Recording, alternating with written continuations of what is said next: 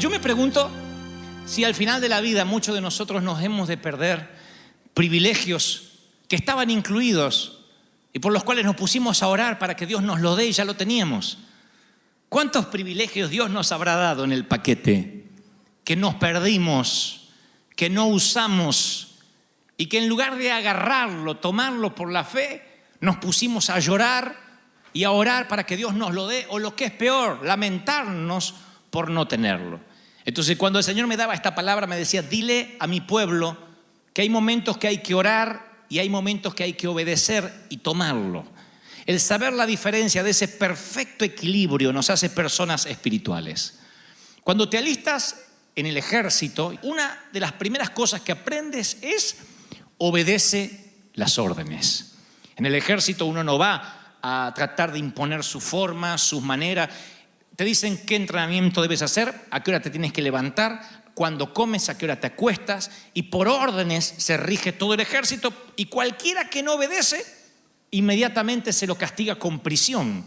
No se debate, no se consulta con el soldado, porque se dice en códigos militares, y lo leeré literalmente como está escrito, que un soldado, por ejemplo, de los Estados Unidos de América, forma parte de una operación mucho más grande que sus propias decisiones, y el ejército es el único que decide. Y nosotros ya no somos civiles. La Biblia dice, el apóstol dice que sufrimos necesidades como buen soldado de Jesucristo. También estamos en un army espiritual. Y hay cosas para las cuales tenemos que obedecer y hay cosas para las cuales tenemos que orar. Pero no siempre, como alguna vez prediqué, hay que orar por todo. Diré esto aunque no suene espiritual: no siempre hay que orar por todo. Hay cosas por las que tenemos que orar y hay cosas por las que simplemente tenemos que obedecer sin pasar por la oración. Y de eso quiero hablarles. ¿Cuántos quieren escuchar esto? Díganme amén. Porque a veces por ahí, hoy sales diciendo: pero al final yo estaba orando por algo que no debí orar. Al final yo estaba capaz clamando o ayunando por algo que no tenía que orar, ni clamar, ni ayunar. Solo tenía que tomarlo. Y hay otras cosas que quieres tomar para las cuales tienes que orar. Por eso la diferencia es determinante. Y la palabra que Dios me decía: dile a mi pueblo que a veces hay que orar y a veces hay que obedecer. Y para esto quiero plantear dos cosas que son muy sencillas y que todo el mundo va a entender. Una es que en el ámbito natural hay leyes gubernamentales. Hay una ley escrita, de la cual de allí se desprenden las reglas de tránsito, las reglas de convivencia, las reglas contra la delincuencia. Si las quebrantas, tienes consecuencias. ¿Cómo se regulan esas leyes? A través de las autoridades judiciales. Todos sabemos esto. Desde cruzar una luz roja, un semáforo con la luz roja, te llega el ticket correspondiente. Si robamos y te descubren o nos descubren, vamos a la cárcel, hay penas. Esas son las leyes gubernamentales. Y existen en el ámbito natural y existen en el ámbito espiritual. ¿Cuáles son las leyes gubernamentales en el ámbito espiritual? El decálogo, los 10 mandamientos. Si robo, tendré mi consecuencia. Si miento, tendré mi consecuencia. Son las leyes con la debida pena que voy a pagar, la consecuencia, aunque reciba el perdón. Pero todas las leyes espirituales están puestas allí en el decálogo, en los 10 mandamientos. Leyes que funcionan igual que las leyes de la Constitución Nacional. Y después, y si las quebrantas, se llama pecado. Después están las leyes irrefutables de la naturaleza. Esas no las escriben los jueces. Son las leyes de la naturaleza. La ley de la gravedad, por ejemplo, donde si yo arrojo algo, se cae. Y si mañana el Senado de la Nación saca una ley que dice que se anula la ley de gravedad, eso no va a cambiar. Una ley natural que no la puede cambiar ni puede interferir mano humana. La ley de gravedad va a existir porque es una ley irrefutable de la naturaleza. Y así como se aplican en el ámbito natural, también se aplican en el ámbito espiritual. En el ámbito espiritual también hay leyes irrefutables. Ya no hablamos de los mandamientos, de las leyes gubernamentales espirituales, sino de las leyes irrefutables que no van a cambiar ni para inconversos ni para cristianos. Hay cosas que no hay que orar porque son principios que funcionan por sí solos y tenemos que aplicarlos para que funcione. Por ejemplo, un principio que es la fe. que nada tiene que ver con orar para tener fe. En otras palabras, uno puede orar a Dios por el matrimonio, por nuestro matrimonio. Pero si el hombre no cumple con los deberes de hombre y trae lo que hace falta y provee para sus hijos, por más que ore, está rompiendo un principio. Y por más que diga, Señor, bendice mi matrimonio, la esposa está amargada, lo quiere matar al desgraciado. Y este está orando por una bendición para el matrimonio. Yo puedo orar por mis hijos, pero no me libera de mi obligación como papá. Si yo dejo que mis hijos se encierren todo el día en la habitación, en su recámara con los jueguitos, no sé a qué están jugando, no sé por dónde navegan, no sé con quién chatean, no sé quiénes son sus amigos, porque yo me voy todo el día, por más que digan lo cubro, no funciona. ¿Por qué? Porque estoy violando un principio que es mi responsabilidad como padre. ¿Estoy siendo claro, sí o no? Yo puedo orar para ser un buen padre, pero hay un principio que dice que no tengo que airar a mis hijos. Si soy alguien que siempre está con el carácter putrefacto, que mis hijos nunca me pueden preguntar nada, que siempre estoy ocupado, lo que estoy provocando son hijos rebeldes, hijos airados. Aunque yo diga, Señor, cubre mi casa, la oración no puede estar por encima de un principio que ya está establecido. Yo puedo orar que Dios me ayude a salir de deuda, pero no me salva del principio que dice, no debáis a nadie nada. Yo puedo orar por tu finanza, pero no me salva del principio que tengo que ofrendar y diezmar. Orar a Dios por una buena cosecha no te libera de sembrar. Soy claro, iglesia amada. Orar por una buena cosecha no te libera de sembrar. Y nosotros decimos, Señor, dame una cosecha para que yo empiece a sembrar. Y Dios dice, no puedo ir en contra del principio. Dame una cosecha grande y cuando sea rico voy a sembrar. Dios dice, no.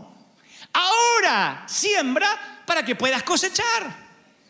Yo no voy a trabajar por tu presupuesto. Tú vas a trabajar por tu fe en mí y yo te voy a bendecir aunque no tengas presupuesto, pero no me presupuestes porque es un principio. ¿Soy claro? Dígame amén si me explico. La honra, otro principio que funciona sin orar. Hijos, obedeced a vuestros padres. Honra a tu padre y a tu madre, que es el primer mandamiento. ¿Con qué? Con una promesa. Para que te vaya bien.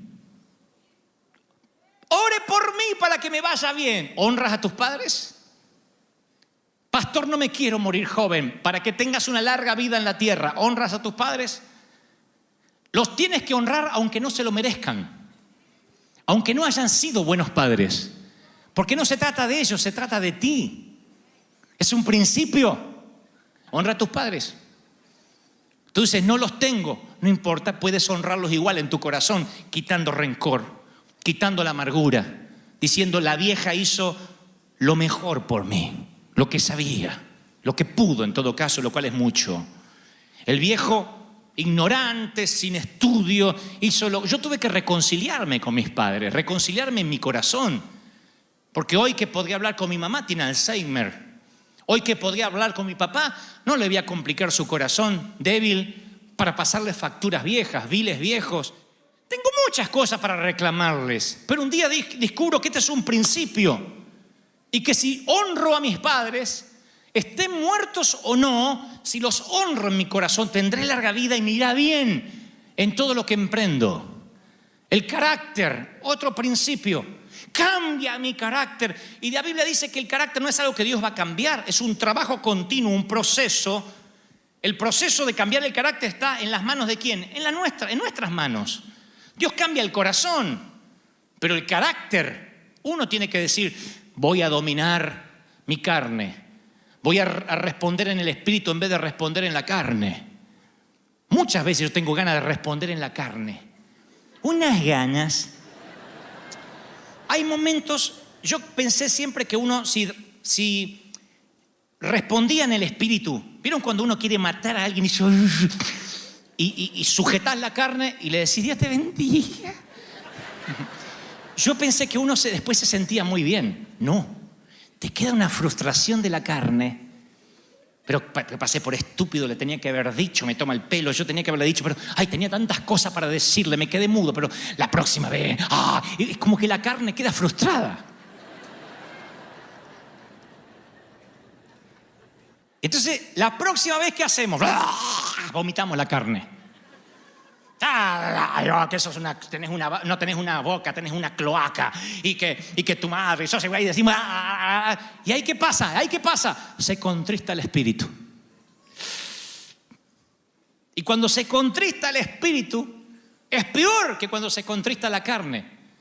Yo quisiera que no se me contriste nada, pero tuve que elegir. Y me tuve que dar cuenta que la lucha que tenía el apóstol Pablo es real hasta hoy.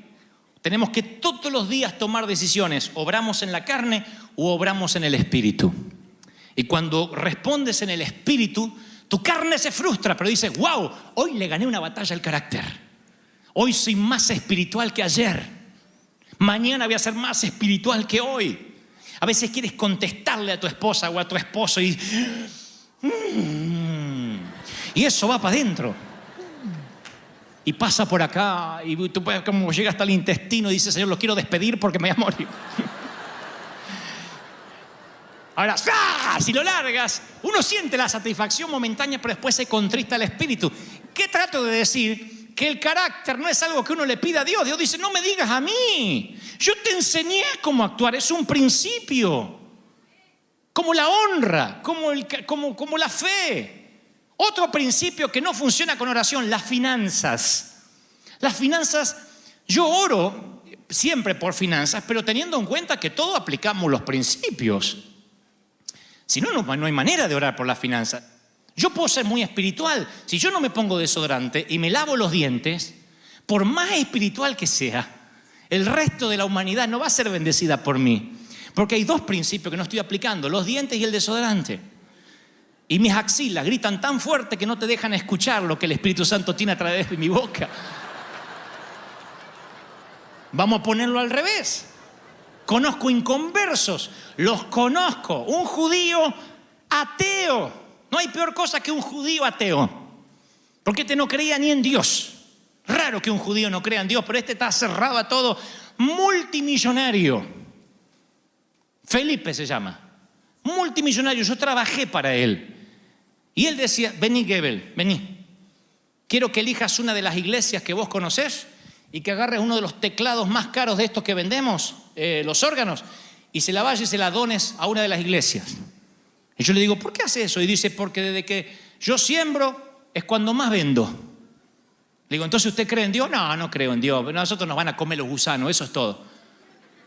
¿Y por qué hace eso? ¿Qué sé yo? Porque resulta, decía. Aplicaba el principio de la siembra y cosechaba, un inconverso. El sol sale sobre justos e injustos. Entonces puede haber un creyente súper espiritual que cree que se come la Biblia, que es miserable. Y la Biblia dice, el que siembra escasamente, siembra escasamente, segará escasamente. El que generosamente siembra, va a sembrar generosamente. Cada uno dé como propuso en su corazón. No con tristeza, ni por necesidad, porque Dios ama al dador alegre, ni por necesidad, sino que con alegría. Y poderoso es Dios que puede hacer que abunde toda gracia, a fin de que ustedes tengan siempre todo lo suficiente para que abunden en buena obra. O sea, para que puedas dar, para que te sobre. Con este versículo ya está, se acabó el evangelio de la prosperidad, 5 pasos para la prosperidad, leer el libro de cómo Dios te bendice en la finanza. Todo está en un versículo, 2 Corintios 9:6, punto, un principio. ¿Quieren tener larga vida? Honren a los padres. ¿Quieren tener fe? Un oidor que aplique la palabra. ¿Quieren tener buen carácter? Trabajen todos los días. ¿Quieren prosperar? Siembren. Es como que Dios dice, no me meto, eso funciona. Pregunta, como hacía mi maestra. ¿Puedes trabajar para ganarte la salvación por tus méritos? Es aplicar un principio. Recibir por fe la gracia te hace que seas salvo. Es aplicar un principio. ¿Puedes trabajar para ganarte la sanidad divina? Es aplicar el principio, por sus llagas fuimos curados. La salud es algo que uno tiene que cuidar. La sanidad es un regalo de Dios. La salud es una recompensa La sanidad es un regalo de Dios. ¿Puedes trabajar para ganar el bautismo del Espíritu Santo? No, es un regalo. Creer y aplicar el principio de la fe y viene el regalo. ¿Por qué creemos que tenemos que trabajar para ganarnos la prosperidad? Hay que trabajar para solventar el pan en nuestra casa, pero no para la prosperidad. Para la prosperidad hay un principio. ¿Qué es la prosperidad? Tener no para pagar el mínimo de la tarjeta, tener para dar, tener para sembrar, que siempre te sobre. Eso no tiene que ver con que trabajes más horas. A lo mejor trabajas 72 horas al día y no puedes pagar las tarjetas. Y dice, ¿pero qué me está faltando? Soy esforzado, ¿qué me está faltando? Aplicar un principio que funciona para inconversos y para cristianos. El obedecer, como en el ejército. ¡A vestirse! No te dicen, mire, vístase y después que se vista vamos a comer. Después de comer vamos a ir a la guerra. Tiene que cargar el arma. Te dan una orden. Dios le dice a Abraham, vete de tu tierra y tu parentela. No le dice cuánto va a tardar el viaje, a dónde va a ir, qué tiene que llevar en las maletas. No le dice nada. Vete de tu tierra y tu parentela. Única orden. Y la mujer de Abraham dice, viejo, ¿a dónde vamos? ¿Qué sé yo? Me dijo, vete. ¿A dónde? Vete, ¿a dónde? No preguntaste más. Así son las mujeres, pero no preguntaste más. Me dijo, vete. ¿Pero a dónde nos vamos a ir? ¿A dónde? Vete, vete, vete, vete. ¿A dónde vete? Yo me la imagino a la señora. ¿A dónde vete? Nos vamos allá, a lo más alto del barco. Alguno no entendió, no importa, ahí nos vamos.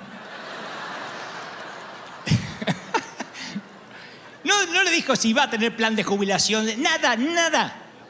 Porque el Espíritu Santo dice, yo quiero que entiendas que las grandes decisiones del año que viene se van a ver afectadas por el grado de obediencia que tengas ahora con el Señor. Y esos que pasan, envíame a las naciones. A veces Dios le dice en el culto, en el servicio, haz una ofrenda sacrificial ahora. Y le empiezan a pedir 14 reconfirmaciones a Dios. Bueno, pero si esto es de Dios, que venga mi marido y me diga lo mismo. Y que cuando salga de acá, no te pido nada. Digo, una profeta que venga con una media verde y una roja. Y esa va a ser la señal de que tengo que dar el dinero. Dios dice, ¿y te pensás que te voy a mandar al Congo? ¿Que te voy a dar las multitudes? Y cuando te estoy mandando algo sencillo, ¿no lo puedes obedecer? Es que obedecer a Dios para algún día, siempre para más adelante, es menos demandante que obedecer para los próximos 10 minutos. Siempre. Bueno, Dios me está pidiendo cosas grandes. Y hay gente que está dispuesta a obedecer grandes cosas, pero el principio, el aplicar, no. Ahí no, estoy pidiendo la voluntad de Dios. Y ahí es cuando hay un contrasentido. Lo que Dios quiere darte se ve afectado porque no aplicas principios para que Dios te lo dé. Un soltero o una soltera. Dios le dice, yo tengo la persona para ti. Yo la tengo. Ah, sí, Señor, dámela, mándamela. No hay en la Biblia un solo versículo que dice, yo te mandaré tu rubia a tu casa. Y el ganso vendrá a la puerta de tu casa a buscarte y se arrodillará con una alianza. No dice eso nunca la Biblia. Tienes que orar para saber elegir. ¿Cómo uno elige? Saliendo al mercado. Si te encierras a orar en la habitación, dame una novia. ¿Cómo Dios te la va a dar si estás encerrado? Es como aquel que se encierra, dame un trabajo. Y si no sales a buscar empleo. Obedecer produce más bendiciones que orar. Me van a matar en YouTube por esto. Pero obedecer produce más bendiciones que inclusive orar. Estoy siendo claro, ¿sí o no? Hay cosas que hay que obedecer. Punto. Yo no puedo orar para que me honren. Yo quiero honra, tengo que honrar. Si al final de la vida termino como un viejo solo, es porque no honré. Vieron que a veces uno ve viejitos solos y dice, qué hijos sinvergüenzas, qué nietos desalmados. No siempre hay hijos sinvergüenza y nietos desalmados, ¿eh? A veces esos viejos solos fueron adultos que nunca honraron, que nunca sembraron. Y cuando quieren juntar a la familia alrededor de una mesa porque se les ocurrió aterrizar, los hijos ya no están ahí. los nietos ya no están ahí. No siempre los viejitos que están solos, no digo que todos, no siempre los viejitos que están solos están por una injusticia. A veces es porque fue demasiado tarde para sembrar. Yo voy a terminar con esto. Miren, ¿me aguantan unos minutos más? Dígame amén. Vas por la vida cristiana, y de repente se enciende tu zarza. Tu zarza es el llamado. Es una orden que Dios te da. Esa zarza puede venir en forma de hombre, de pastor, de un hermano, de un ser querido, de una palabra en la Biblia, de una canción. La zarza sigue ardiendo hoy de diferentes formas. Ya no es un arbusto que no se quema, pero son palabras que recibes durante toda la semana y sabes que tienes que obedecer. Dios te dice cosas como: haz ese llamado. Escribe el cheque, visita a fulano de tal, levanta el teléfono y ahora contesta. Hay obediencias que son cortitas, que uno en la gimnasia aprende a obedecer. Shh, no respondas, trágate la carne. Responde en el espíritu. Quédate callado. Obediencia. Se moldea el carácter, pero la zarza está no para que hagamos un altar en derredor de la zarza, sino para que inmediatamente vayamos a obedecer. Arde la zarza, dice Moisés, ve y libera a mi pueblo. Es una orden, la zarza es una orden. La zarza no conmueve a los inconversos. La zarza es una orden para nosotros. La iglesia evangélica internacional ha tenido decenas de zarzas que venían como órdenes de Dios para salvar a los inconversos. Y la gente empezó a adorar la zarza en vez de salir. Por ejemplo, empezó en los 80 el movimiento de la adoración. Se invirtieron millones de dólares en músicas cristianas. En todo tipo de adoración, todos eran salmistas, todos eran adoradores. Era alguien con un teclado cantando 1 hora y media y todos adorando y decían: la adoración va a transformar el mundo. No transformó el mundo porque al mundo no lo conmueve la zarza ardiendo. La adoración es una orden que Dios le dio a la iglesia. Adórame, llénate de mí para hacer algo. ¿Me siguen, sí o no? Luego vino el movimiento apostólico y profético. Todos son apóstoles, todos son profetas y hay una ola de títulos, de jerarquías que conmueven al mundo y algunos están esperando esa jerarquía y eso dijeron: cuando seamos apóstoles y seamos súper recontra apóstoles, el mundo se va a conmover. El mundo no se conmueve por apóstoles, porque las zarzas ardiendo no son para conmover al mundo, es para que la iglesia obedezca. Luego viene el movimiento de la unidad. Dijimos: si nos unimos todos los pastores, va a ocurrir un dramático avivamiento en las naciones. Si nos unimos bautistas con pentecostales, con reformados, eso va a ser algo ecuménico, que todos nos juntemos, las religiones. El mundo no se conmueve por eso, porque el mundo no se conmueve con zarzas que arden. Luego vino el movimiento de la oración. Dijimos: vamos a orar y vamos a orar y vamos a orar, pero la oración deja de ser eficaz cuando es un sustituto de la obediencia. Cuando en vez de obedecer nos encerramos a orar. Yo vengo de esas iglesias donde todas las señoras oraban. Era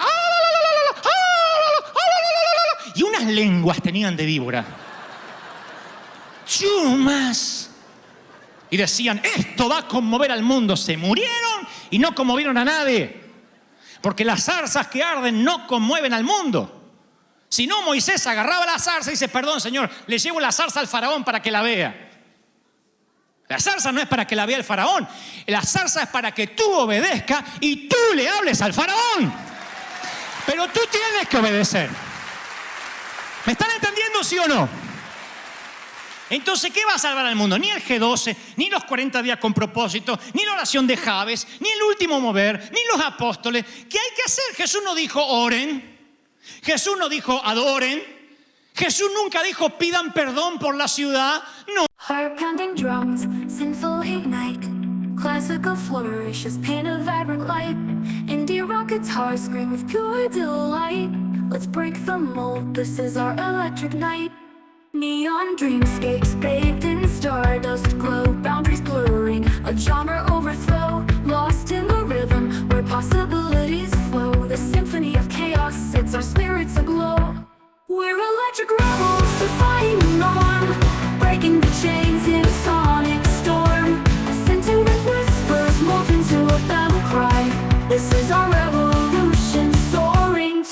the sky.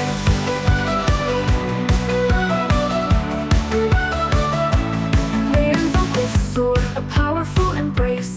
Classical flourishes pave the way with fearless grace. Indie rock anthems electrify the space.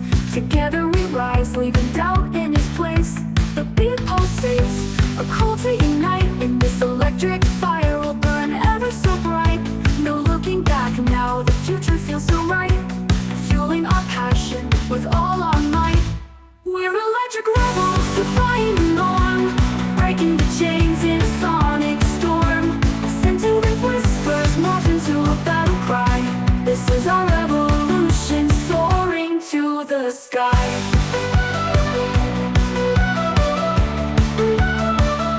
The walls can hold us, no limits can bite. United by music, a new world will find. Let the sparks ignite, let our spirits unwind. This is electric legacy, forever entwined.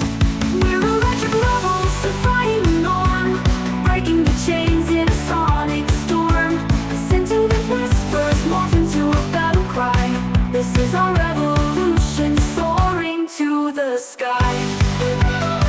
We're electric rebels, defying through the norm. Breaking the chains in a sonic storm. Some have whispers, morphing to a battle cry. This is our revolution, soaring to the sky.